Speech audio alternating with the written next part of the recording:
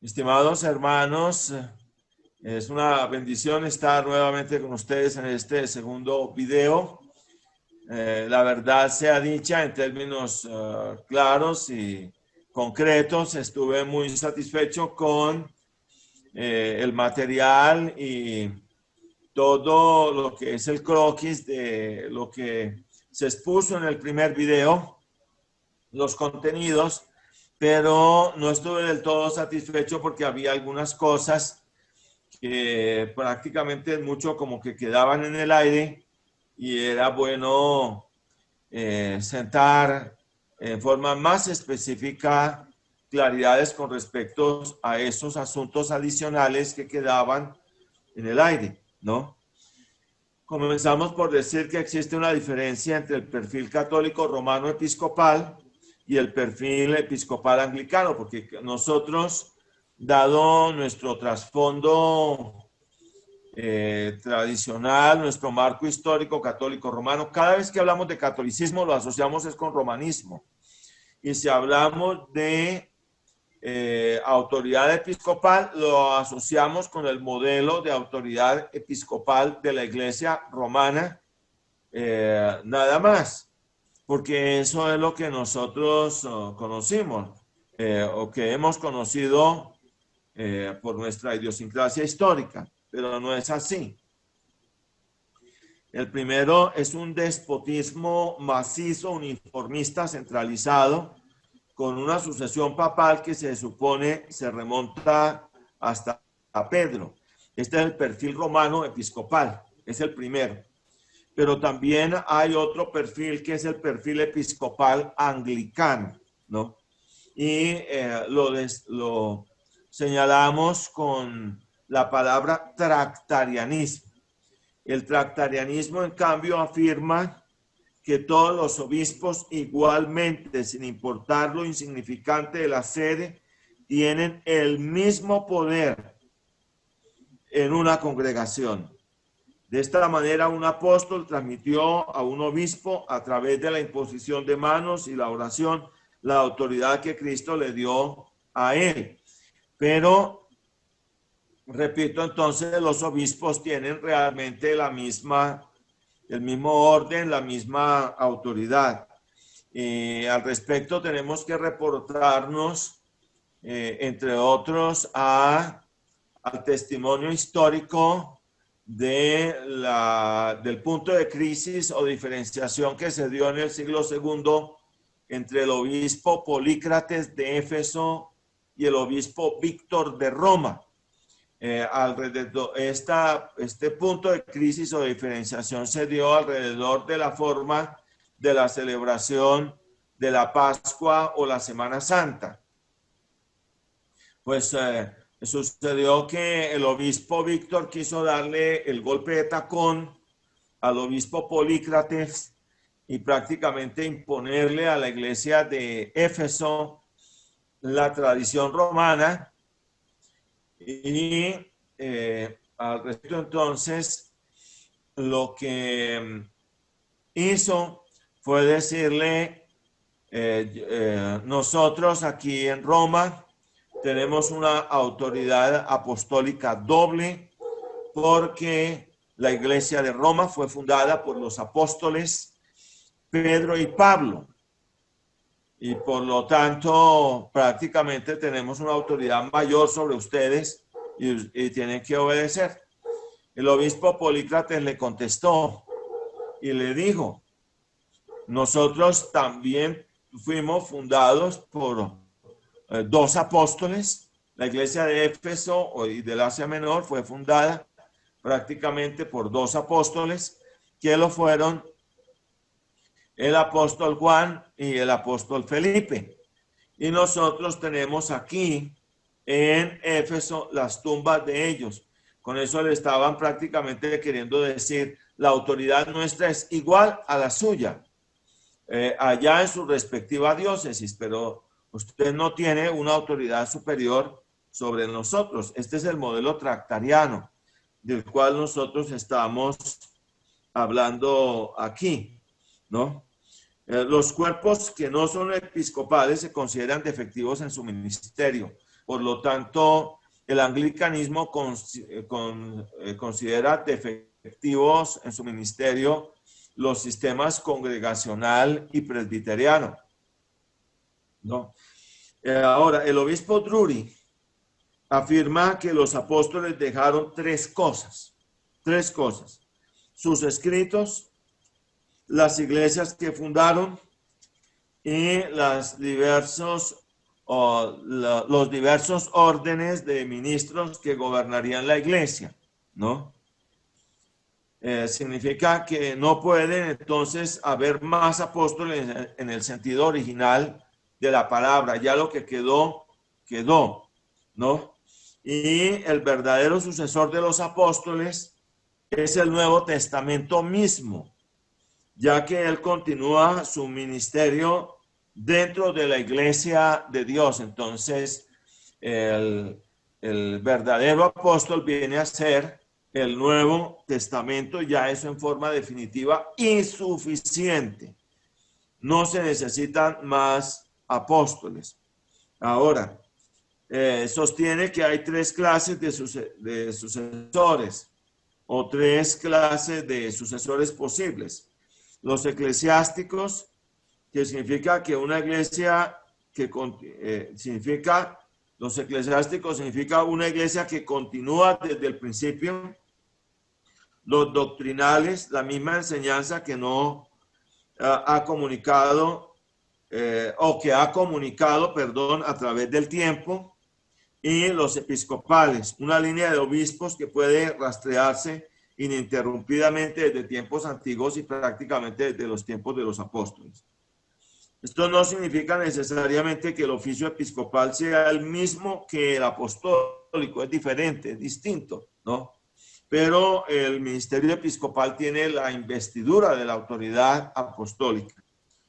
Entre los siglos XI y XIII, esto es muy bueno aclararlo, se dieron los acuerdos de unión con iglesias autónomas del Medio Oriente. Estas se llaman las iglesias uniatas. Y se dio entre la iglesia de Roma y estas iglesias del Medio Oriente en la época de las cruzadas, se dio el acuerdo de unión con la iglesia romana. Y uno de los puntos que quedó muy claro allí era que la iglesia romana respetaba la autonomía de las iglesias uniatas, entre otras la iglesia maronita del Líbano, ¿no? Y entonces Roma se comprometió a respetar esas autonomías, pero ella no hacía lo mismo con la iglesia bretona o celta. La iglesia bretona o celta había sido autónoma entre los siglos II y VII con el sínodo de Whitby. Ellas habían sido autónomas y en el sínodo de Whitby es cuando se llega a un acuerdo para la unión con Roma, pero realmente lo que con el paso del tiempo vemos es que la autonomía de la iglesia bretona no se respetaba y la iglesia bretona va a buscar de una u otra manera, con el paso del tiempo, la forma de procurar que se respete la autonomía de la iglesia bretona o la iglesia celta antigua, ¿no? Y desembocamos naturalmente en el caso concreto de Juan Wycliffe. En el caso concreto de Juan Wycliffe, hay unos rifirrafes muy fuertes y de mucho peso entre la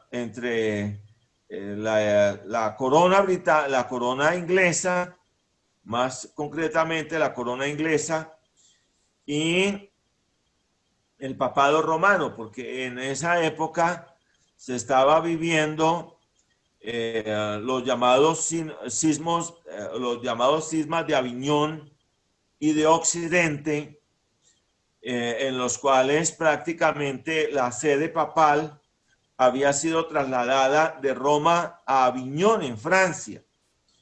Y eso significaba que por lo tanto el papado quedaba bajo la sombra de la corona de Francia. y al mismo tiempo se estaba librando la guerra de los 100 años entre Inglaterra y Francia.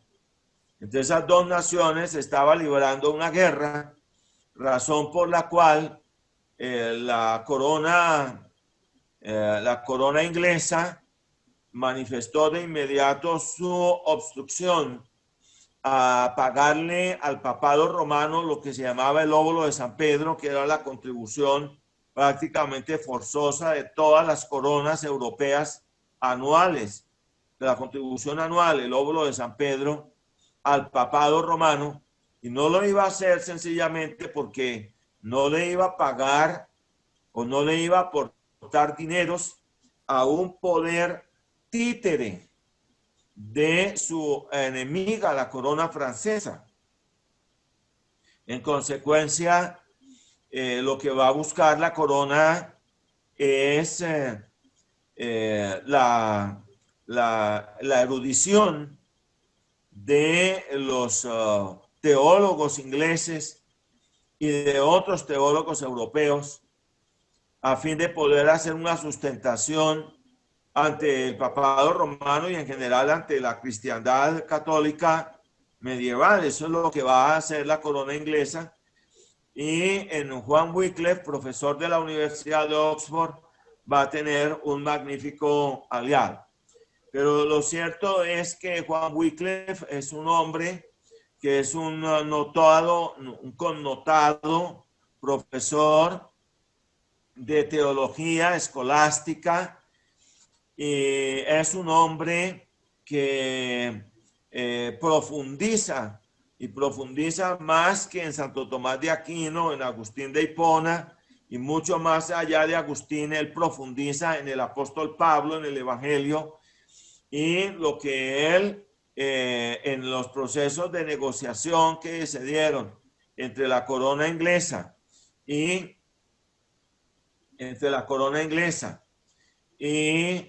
el papado romano, en ese proceso lo que va Juan Wycliffe es a descubrir que hay muchas cosas que significaban ya una decrepitud del romanismo en la etapa final de la Edad Media, en la época del siglo XIV, y son cosas que no son acordes con el Evangelio, y que por lo tanto la misma iglesia inglesa no las debe aceptar, ni las debe aceptar la cristiandad en general.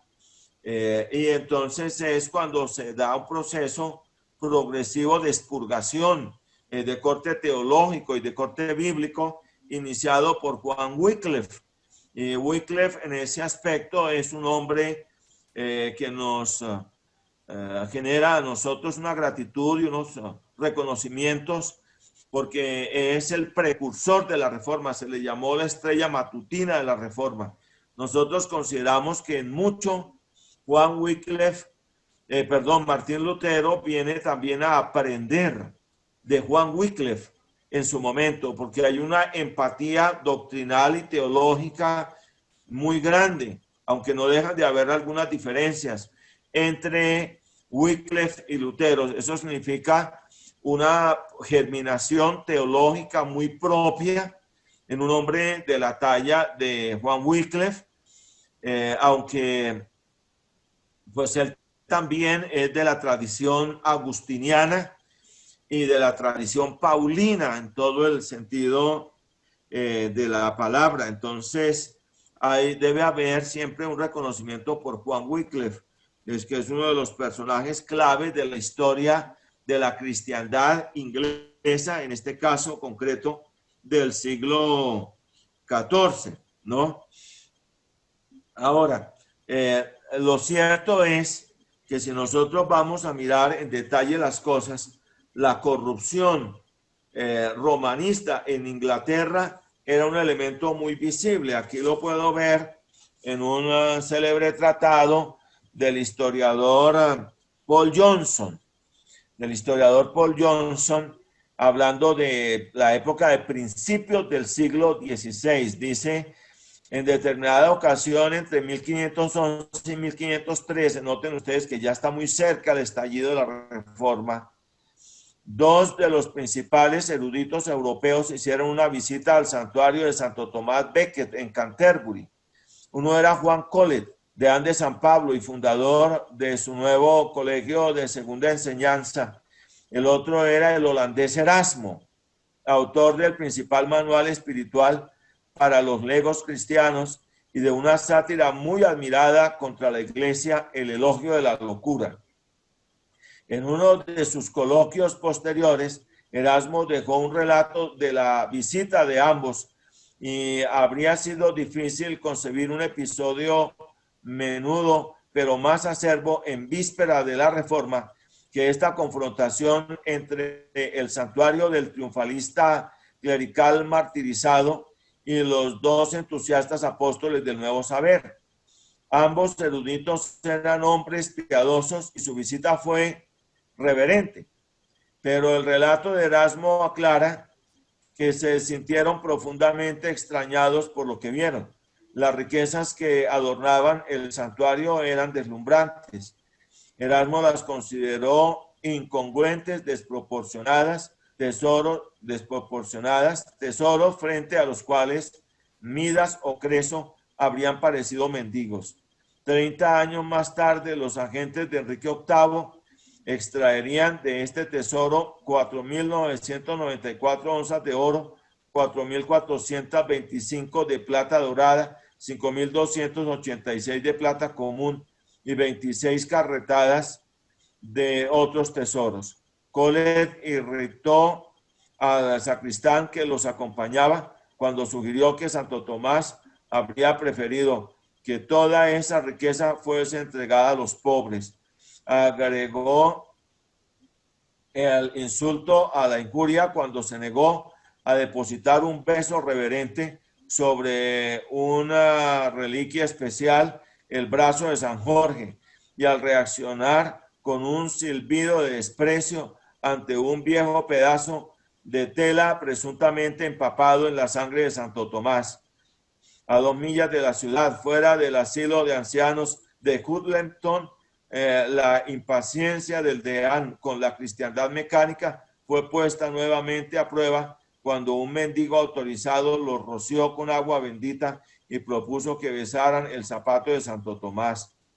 Estos estúpidos pretenden que besemos el zapato de todos los buenos hombres que jamás vivieron, preguntó enfurecido. ¿Por qué no nos proponen besar sus escupitajos o sus excrementos? Después de este memorable encuentro, los dos hombres cabalgaron de regreso a Londres. Y esto muestra el nivel de decrepitud en que estaba la iglesia inglesa bajo el romanismo ya en la época de principios del siglo XVI. Entonces, había una visible corrupción romanista en el seno de la iglesia inglesa, justamente cuando se estaba a puertas del estallido de la Reforma. Y lo que va a suceder con la Reforma anglicana es una depuración doctrinal, episcopal, clerical y de otros órdenes en el seno del anglicanismo, repito, pues con la Reforma anglicana. Ahora, el porqué de los perfiles propios o autónomos de la Reforma anglicana, porque esta reforma debía tener unos perfiles autónomos y muy propios. Pues está en primer lugar el hecho de la preexistencia de la iglesia celta o bretona. Esto es lo que está de por medio de la iglesia celta o bretona hasta el sínodo de Whitby y a su autonomía y la necesidad de que se le restaurase esa autonomía a la iglesia de Inglaterra. Ahora, según Calvino, había en el seno de la cristiandad inglesa dos partidos extremos que la amenazaban, ¿no? Y era el de los fanáticos, que sobre pretexto de celo por el evangelio querían subvertir todo el orden social. Y entonces ahí estaban lo que se llamaban los anabautistas anarquistas, que dieron muchos dolores de cabeza a la reforma evangélica luterana en Alemania, porque estos en aras de su anarquismo se iban a la propaganda por el hecho a subvertir la totalidad del orden social y a prácticamente lavar el reino en sangre, que esto era lo que iba a suceder. Y del otro lado estaba el extremo de los romanistas, que deseaban retener íntegro todo el conjunto de supersticiones del romanismo y hasta de ser posible regresar al seno romano. Y esos eran los dos partidos extremos que existían en la cristiandad inglesa y que Calvino sugería que debían evitarse por todos los medios. Ambos extremos eran nocivos, ambos extremos eran igualmente censurables y no deben ser aceptados. Ahora, el anhelo de restaurar la tradición celta o bretona antigua debía ser en conformidad con el Evangelio. Por lo tanto, debía procurarse lo que se llamaba una vía media y todo debía pasarse en un examen escrupuloso por el sedazo de la Biblia, la palabra de Dios. Eso significa que, por ejemplo, en materia de los concilios, todas las normas de los concilios, especialmente de los 6 primeros concilios generales o 7 primeros concilios generales de la iglesia, todas aquellas normas, repito, o cánones, que estuvieran en conformidad con la Biblia, la palabra de Dios, tanto en materia doctrinal como ética, debían obedecerse. Pero todas las normas de los concilios, especialmente de los concilios medievales, que no estuvieran acordes con la Biblia, la palabra de Dios, debían desconocerse, debían sencillamente depurarse o aislarse. Entre Calvino y Cranmer había diferencias que los separaban en asuntos referentes al gobierno eclesiástico.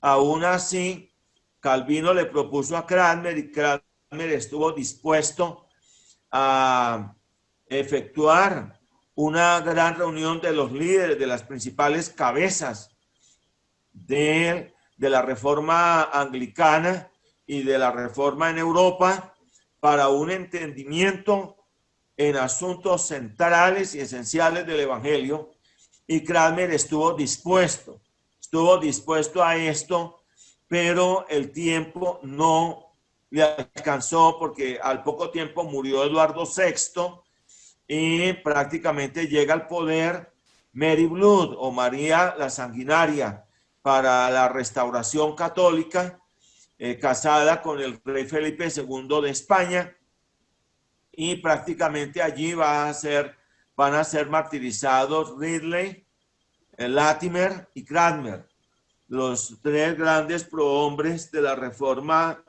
anglicana. Ahora, debemos tener en cuenta para el caso anglicano el aporte significativo de Anselmo de Canterbury. En lo personal, para mí, ese es un aporte sumamente grande porque se trata de un obispo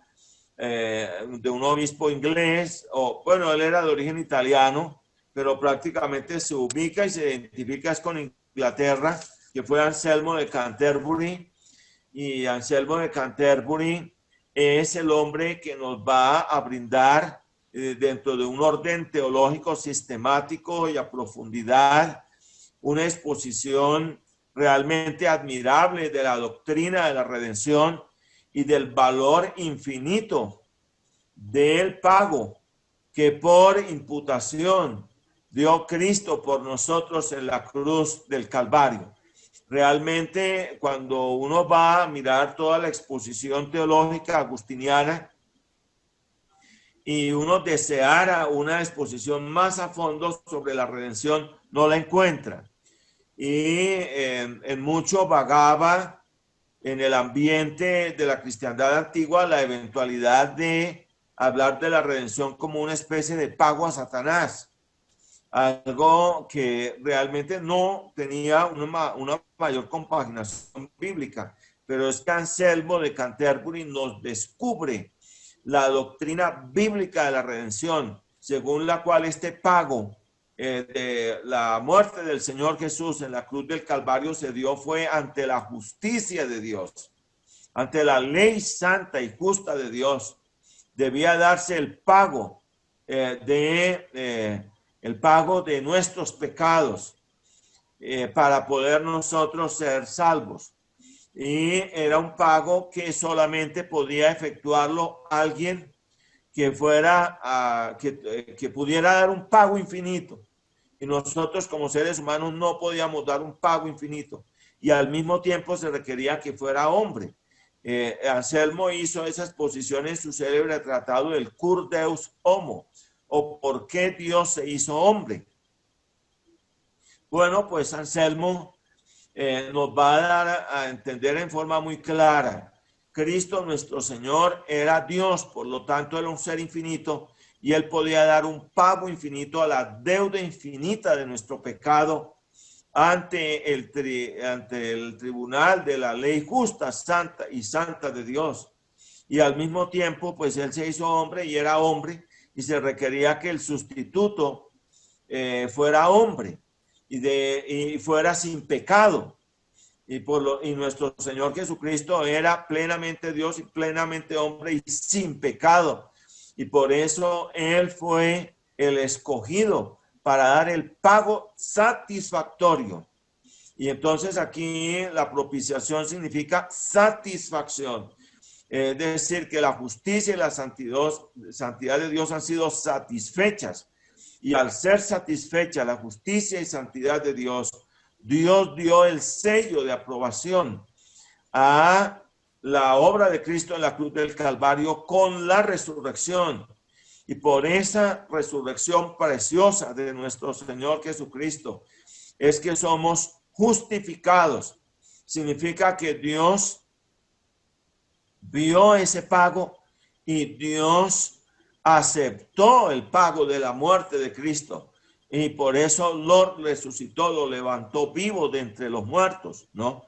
Anselmo también tiene un trasfondo de un corte calvinista que habla de una redención exacta, una redención eficaz por el pueblo escogido de Dios de entre los hombres conforme a su designio eterno soberano. Así que cuando estamos hablando de Anselmo de Canterbury, estamos hablando de un hombre que brindó un aporte muy grande en el redescubrimiento del evangelio bíblico apostólico y que ese aporte va a ser fundamental para después lo que tiene que ver con la doctrina del redescubrimiento, pues el realce, vamos a decirlo así mejor, de la doctrina de la justificación por la fe, que van a ser los reformadores como adalides y como abanderados de la restauración evangélica en la cristiandad europea del siglo XVI. Y repito, entonces Anselmo de Canterbury para nosotros es un motivo de mucha fiesta. También debemos hablar de los aportes de la himnología anglicana con Thomas Kent, con Horacio Toplady y con Isaac Watts, entre otros. Ellos son autores de grandes piezas de la himnología cristiana, entre otros el himno La Cruz Excelsa al Contemplar y el himno de Isaac Watts, perdón, el himno de Toplady, Roca de la eternidad, fuiste abierta tú por mí, sé mi escondedero fiel, solo encuentro paz en ti, rico y nibio manantial, donde yo lavado fui. También Thomas Kent, con su famosa doxología a Dios el Padre Celestial, al Hijo nuestro Redentor, en general. También uno tiene que reconocer otros aportes teológicos del señor Reedy, por ejemplo, aportes muy significativos que el anglicanismo ha dado desde sus bastiones doctrinales, ¿no? Ahora, según Guillermo Tyndall, el anglicanismo desde Wycliffe hasta Guillermo Laud en el siglo XVII eran calvinistas de la línea media.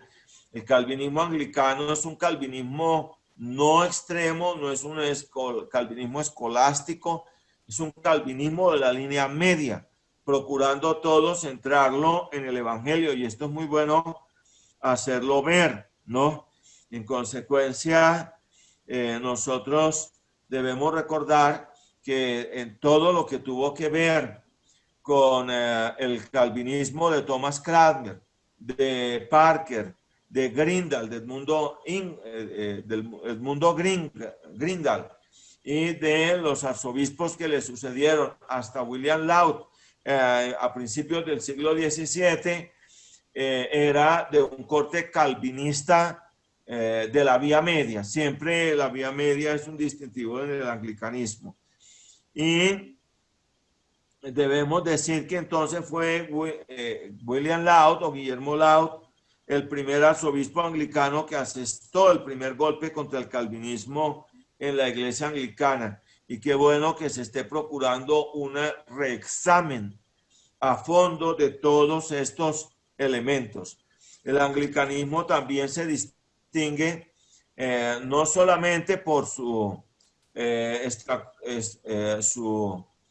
estructura episcopal de corte tractariano, sino que el anglicanismo también se distingue porque de todas las tradiciones de la Reforma, es decir, la tradición luterana, la tradición calvinista, la misma tradición anabautista menonita, pues la única tradición que conserva la doctrina de la indisolubilidad absoluta es la anglicana, la indisolubilidad absoluta del matrimonio.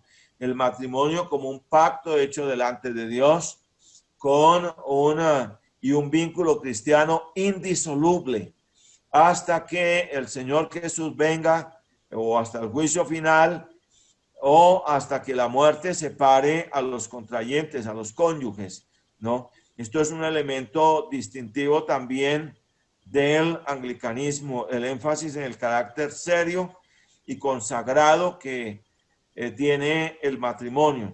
En general son algunos elementos, algunos atisbos que procuré reunir para hacer una exposición más completa del anglicanismo.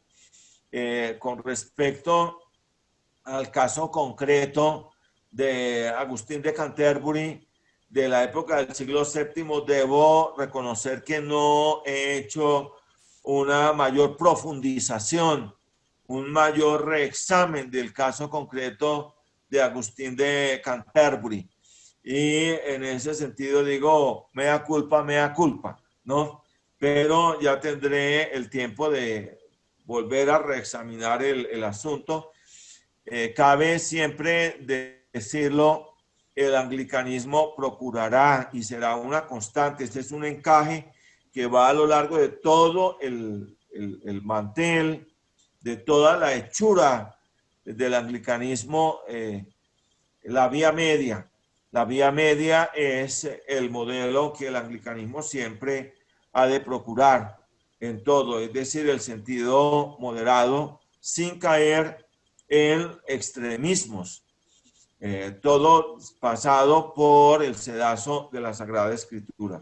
Entonces, hermanos, espero con esto haberles hecho un aporte más a todo este acervo que debe ser reexaminado históricamente y en todos los frentes. Nunca olviden que uno nunca puede confundir catolicismo con romanismo. Catolicidad es mucho más que romanismo. Está también la catolicidad escandinava, entre otras, la catolicidad anglicana también, y la catolicidad de la Iglesia Ortodoxa Oriental. Esa es también otra catolicidad que está allí, en primer lugar. En segundo lugar, no debemos nosotros olvidar que la iglesia anglicana o la iglesia de Inglaterra o la iglesia británica iba a reclamar más tarde o más temprano su autonomía, y esto es algo que está allí, que lo debemos en todo el sentido recoger, y la iglesia anglicana siempre irá por la vía media. Entonces, muchas bendiciones del Señor, que el Señor sea con ustedes. Gracias. Bendiciones.